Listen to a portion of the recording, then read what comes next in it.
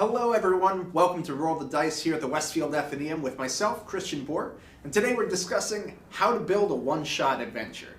Last time we talked about building a long-form campaign, which I think most folks are kind of familiar with. It's the general default setting for a game like Dungeons & Dragons. As players, you put some thought into character creation, and your DM puts a whole bunch of thought into making the world, because you're probably going to be sticking around with those characters for a while. However, there's another way to run these games. Today, we're talking about one-shots. As a side note, these are the kind of games we run here at the Athenaeum, so if you ever want to just try it out for like one evening, this is a great time to try it out. So what is a one-shot? Well, these are short adventures designed to be played through in a single session, usually about 2 to 4 hours.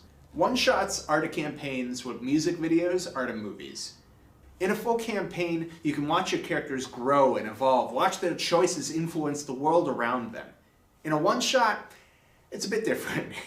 In a one-shot, you generally don't have the time for that level of slow burn. So, you go for a fast burn. You need to pack a lot more emotion into a lot less time. You remember that line chart that your English teachers always showed with like the shape of a story? It's got the beginning of the story, the introduction, and then the rising action, the climax, and then like the conclusion. Here we're cramming all of that into about 2 hours. To start with, it really helps to have all of your characters ready. Whether you all made them together as a party, your DM just decided to roll up a whole bunch of randos, or it's just an interlude in a larger campaign. So, let's start at the beginning. Very quickly introduce all of your characters. Start with the briefing. A familiar quest giver, a friendly NPC, even a sudden accident can all lead your characters into the one set piece that you really want to set up for that evening.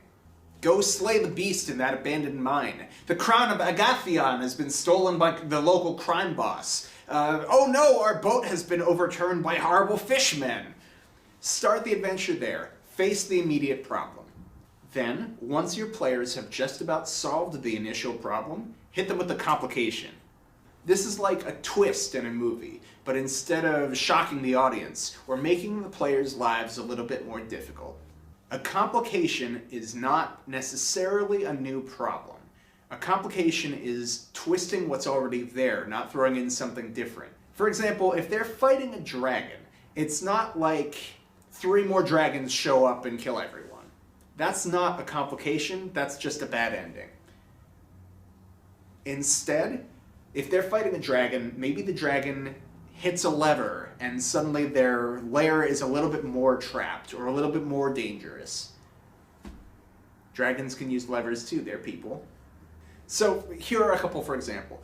The monster is running away. If we let it escape, it'll come back stronger, more powerful, and very, very angry. We successfully stole the crown from that crime boss, but now they've noticed and they've sent assassins after us. We fought off the fish people, and now there's even more fish people, and they've called a giant squid. So, a big problem, a complication, and then finish it off. Try and resolve everything as tidily as possible. Normally my advice is to leave loose ends. Loose ends in campaigns are great. It's fun to have like a sudden plot hook when you need one. You left something unresolved, you didn't quite finish off this problem, and then it comes back to haunt you later. However, with one-shots, at the end of the night, that's the story. So, try and resolve everything, and have everyone leave the table happy. Thanks for tuning in to Roll the Dice at the Westfield Athenaeum. I was and am Christian Bohr. In the meantime, don't forget that we do have our own virtual Dungeons & Dragons clubs here. Please stay tuned to the calendar on the website for more updates. Tune in next time to hear Christian say, "How do I make a proper villain?"